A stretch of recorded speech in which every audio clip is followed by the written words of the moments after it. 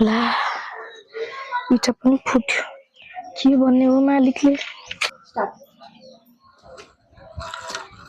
ओ यसले के गर फेरि इटा फुटायो क्या झर्लामा आवाज आयो त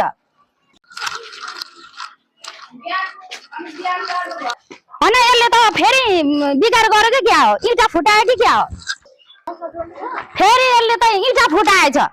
हैन ढंगले काम गर्न सक्दैनस् राम्रोसँग गर्नु पर्दैन इटाको दाम कति छ थाहा छ ओइ मनमाया कसले बोलायो मलाई ए मेरो साहब हजुर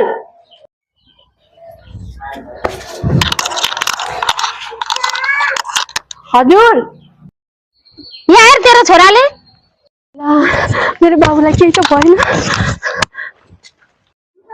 मेरो बाबुलाई केही त भएन बाबु तिमी ठिक छौ केही त भयो तिमीलाई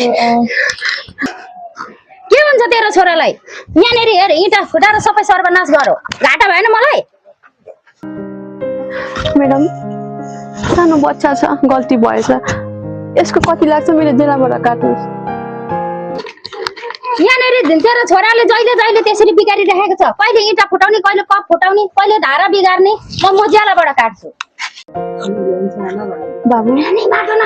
तिमी चिन्ता नगर हाम्रो पनि सुखको दिन आउँछ है चिन्ता नलिनु बाबु के गरेको तिमी आमा म अन्नको भन्दा नि ज्ञानको बोक हेर्नु न तिमीहरु तिमी कसो भयो मेरो त राम्रै भयो हाम्रो हाम्रो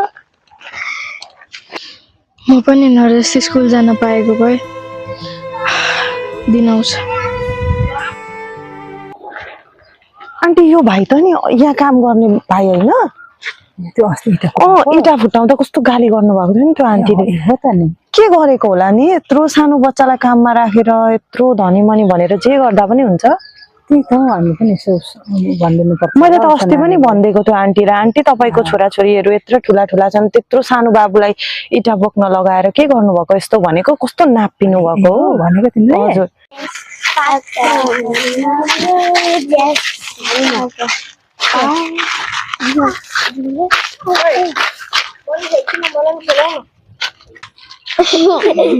Yes.